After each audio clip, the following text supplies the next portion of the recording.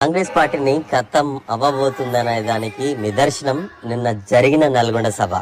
Congress party అనగానే నల్గొండ జిల్లా మా గడ్డ మా అడ్డ అంటారు కొంతమంది కాంగ్రెస్ నాయకులు. ఒకసారి ఈ వీడియో చూడండి. అక్కడ సీఎం రేవంత్ రెడ్డి మాట్లాడుతూ ఉన్నాడు. ఆ చైర్లు మొత్తం ఖాళీగా ఉన్నాయి. ఆ స్క్రీన్ మీద కూడా చూడొచ్చు రేవంత్ రెడ్డి ఉన్నాడు. నిన్న సభ మొత్తము ఆ ఖాళీ చైర్లకు ఉపన్యాసం చెప్తున్నట్టే ఉంది. మరి ఖాళీ చైర్లు అయితే చాలా శ్రద్ధగా అయితే వింటున్నాయి.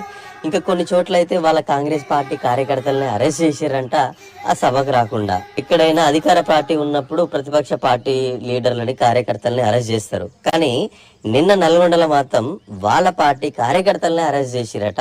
రేవంత్ రెడ్డి నల్గొండ సభలో మాట్లాడుతుంటేనే ఒక యువకుడు నల్గొండ టాక్స్ అని చెప్పేసి చెరువు గట్టుకి 100 కోట్లు ఎక్కడ అభివృద్ధి పనులకు అని చెప్పేసి ఒక వినూత్నంగా నిరసన తెలియజేసిండు. ఇంకొక సైడ్ చూసుకుంటే నేనని చెప్పేసి ఆ స్టేజ్ మీదనే గొడవ పడతా ఉన్నారు. ఆ విజువల్స్ చాలా క్లియర్ గా కనపడతా ఉన్నాయి. అక్కడ మీడియా వాళ్ళు కవర్ చేస్తా ఉన్నారు. అందులోనే తోసుకుంటున్నారు. ఎంతమంది సెక్యూరిటీ ఉన్నా కానీ వాళ్ళు వినట్లేదు. ఇది నిన్న నల్గొండ జిల్లాలో కాంగ్రెస్ పార్టీ సభ జరిగిన పరిస్థితి. మీరేమనుకుంటారో కామెంట్లలో చెప్పండి. జై తెలంగాణ.